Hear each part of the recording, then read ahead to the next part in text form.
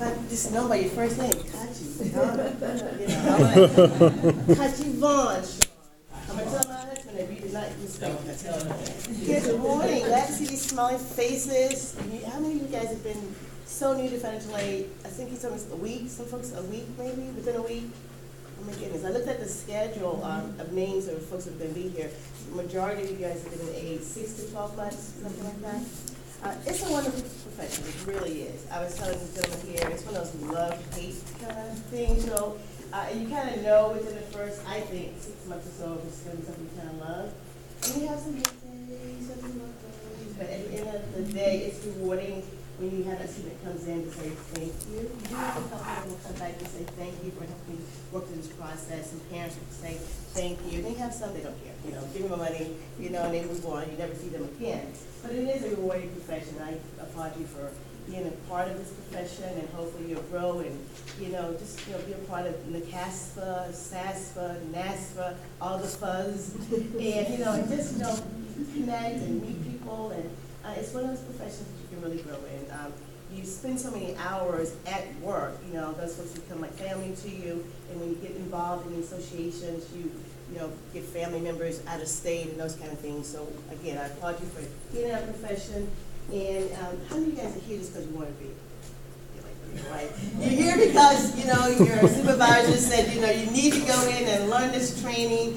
And, I'm glad that, the association is providing this training for you. Because I know you do get hands-on training in your respective schools. But then to come, to a training like this and to meet other folks, you kind of learn from other schools. A lot of times in your training sessions, you'll pick up stuff other schools are doing that you might can jot down and say, maybe we can try this.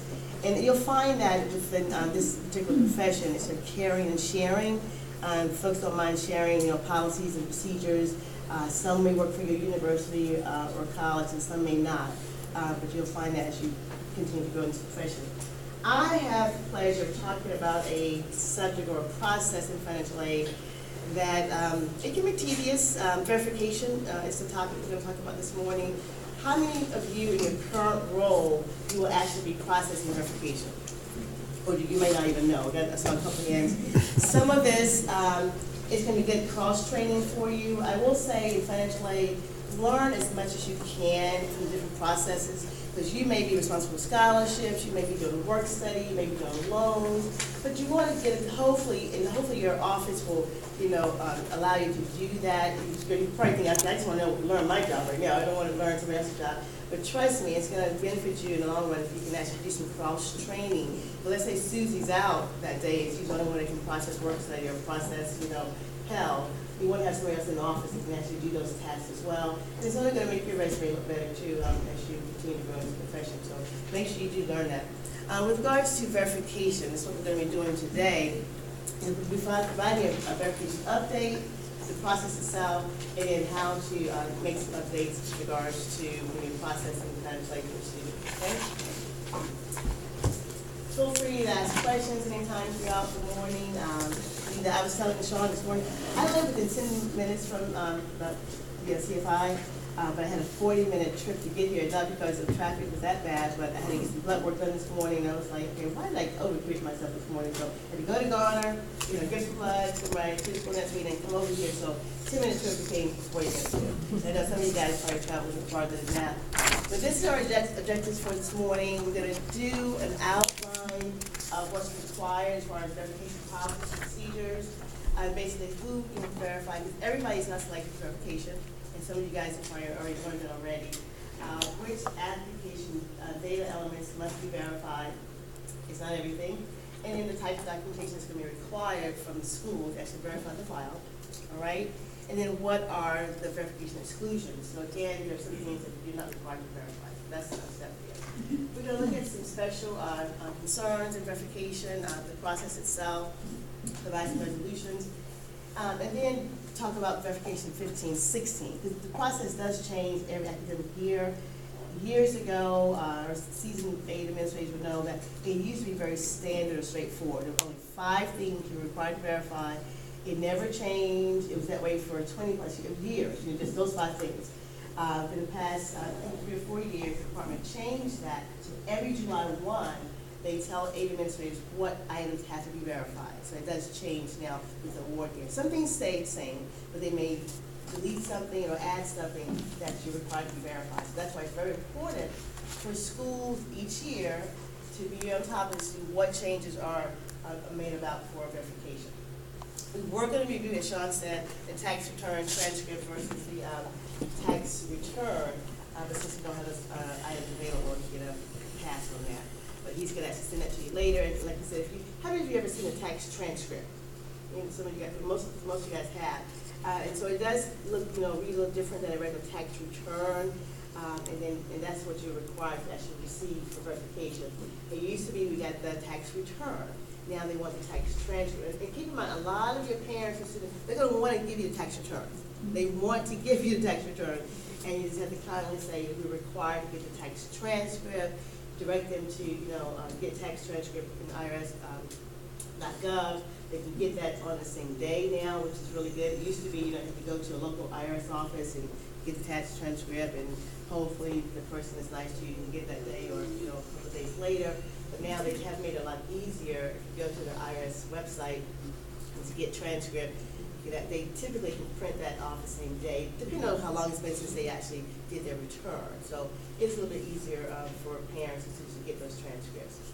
Hopefully, if they use the O2 code, the Golden Goose Code, they wouldn't have to have that. So let's go ahead and get into this. You guys have your manuals there.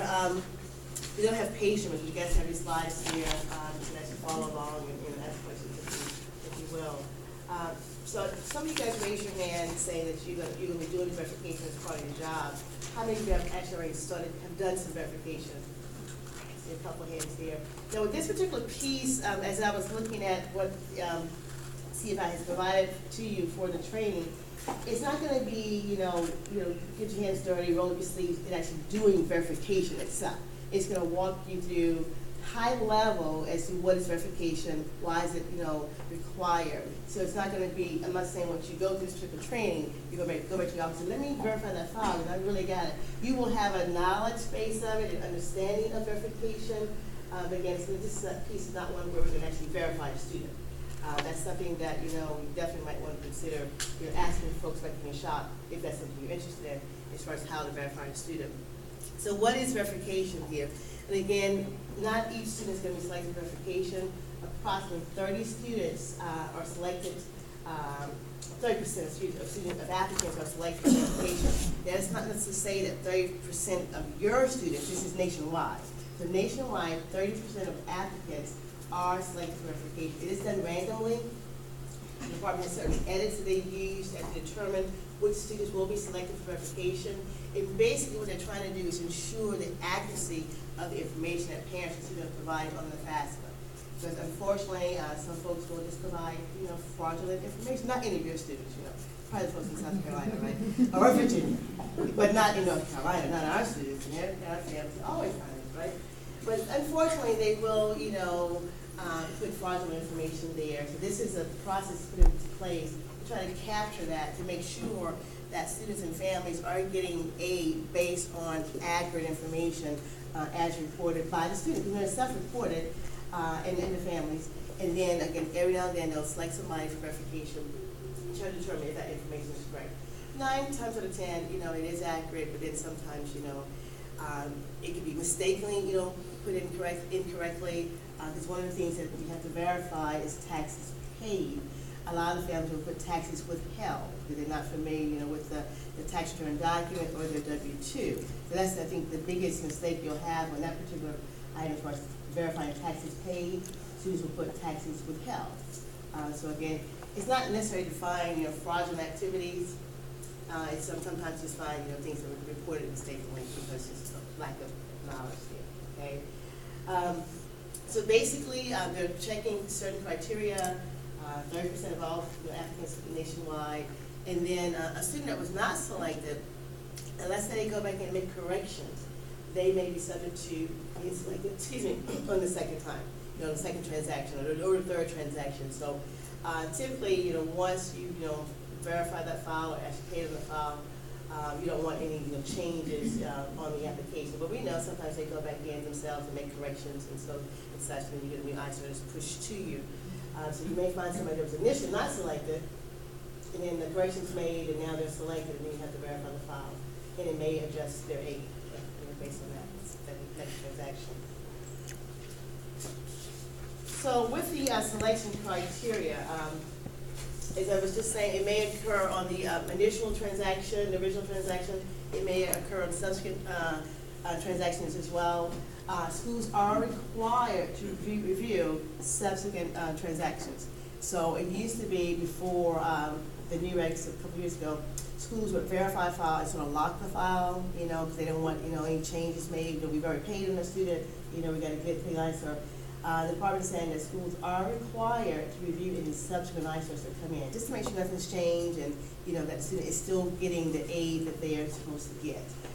So I think a lot of schools were sort of, thinking they could grandfather in their policies and once we've paid on the file, we've locked it, we're good. But the department is very clear that if you get a subsequent ISR, you are required to review it. It may not be any change on it. And if there's a change on it, it may not affect the EFC. So it may be just something minor, but you want to make sure that you have policies in place that you're reviewing those subsequent ISR. The worst thing would be if an auditor come in and there are other ISRs that were pushed in and nobody reviewed it, okay? That's what we consider conflicting information, and that's a separate training session altogether as far as conflicting information, okay?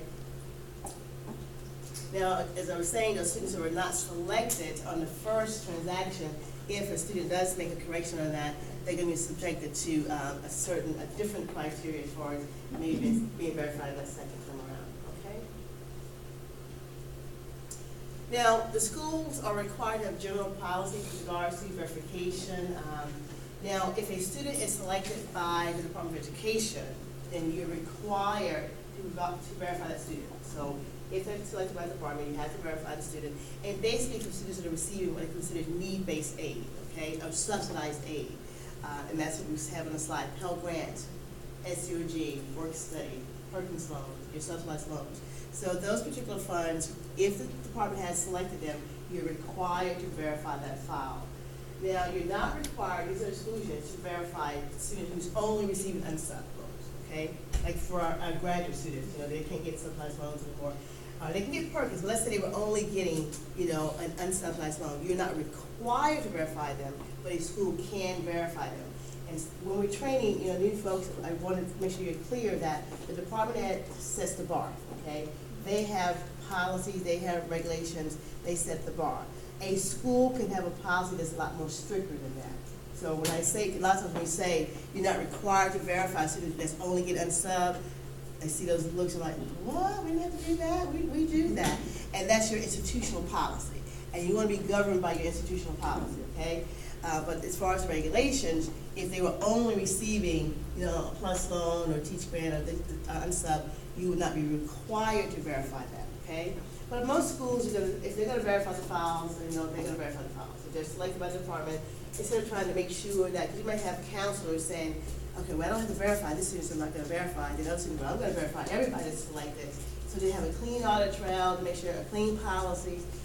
Most schools would go ahead and verify those applicants as well. But again, the Department of Ed does not require it. Make sense?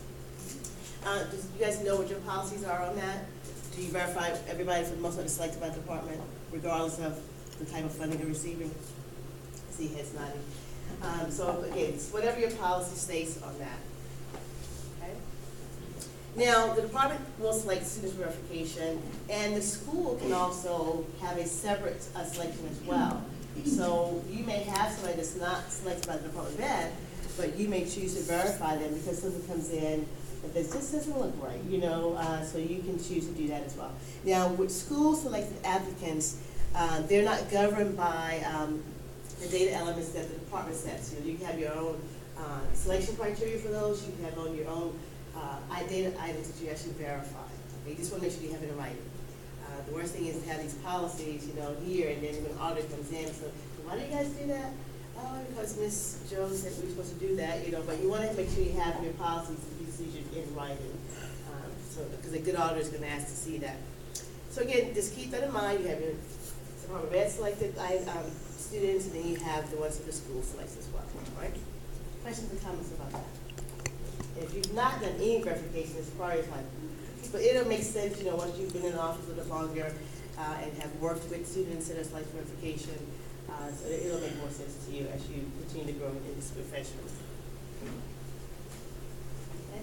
Now, as you keep saying, have things in writing. Schools must set policies, not just for verification, but anything that you do. Statutory academic progress, awarding. I think you guys talked about general eligibility yesterday, requirements. So whatever the provision or regulation is, you must have written policies on those things. Now, how you house your policies is based on the schools. Some schools keep it online. Some schools have a thick book that needs to be dusted off every now and again. So however you keep your policies and procedures, you need to make sure they're available for auditors that come in. And for new staff. When you have new staff that's joining, you want to be able to say, this is our policy procedures manual, this is our training manual. In a perfect world, schools have all that stuff for new staff to come on board, or they send you to trainings like this, right? But again, schools should have their policies written there. And this is the items that should be included in your verification policies and your procedures. So again, you want to make sure that you have written down how you inform students of their selective verification. What's your policy for that? Do you send them an email? Is it part of an award letter? Those things should be in writing. So you'll know the institution as well. The time period. Schools are required to have a time period as to when those items are needed back. You give 30 days, 60 days to get the verification items back to you. Students should also know the consequences in failing to provide the documents. Basically, you're not going to do their award. Now, I will say this. Now, some schools, you can actually make an award before the verification is complete. But what happens then, and it depends on your school policy. But what happens then, let's say once the verification is complete, things don't add up, you have to adjust aid, and the worst is when you have to adjust down. So you've already given them this, and keep in mind too, an award letter is just an estimate of financial aid. So a lot of students are like, this is what you told me I'm going to get, it's in writing, but hopefully your award letter say estimate somewhere that, this is an estimate of what you may receive. So if some schools that will actually do award letters before verification is complete, will, and most times have to go back and revise an award letter once you complete verification. So because of that, a lot of schools will say, we won't do, if somebody's late verification, we won't do their package, their award until verification is complete. We want to provide them a little bit more accurate information on the front end. And it depends on your school. Do any of you guys do awards before verification is completed? See, most had said, some schools said yes, a few said no. And again, it's based on institutional policy. Sometimes it's a numbers game, because you're trying to get your awards, because your students are you're competing for students, basically. They're choosing between 2 or 3 schools, so whoever gets their package out to them first, and they're saying, okay, this school's giving this amount of money, this school's giving this amount of money. Even though the school that's provided before verification is complete, you may have to adjust the aid later. The families have something in their hand, they can sort of try to decide what school I'm going to go to.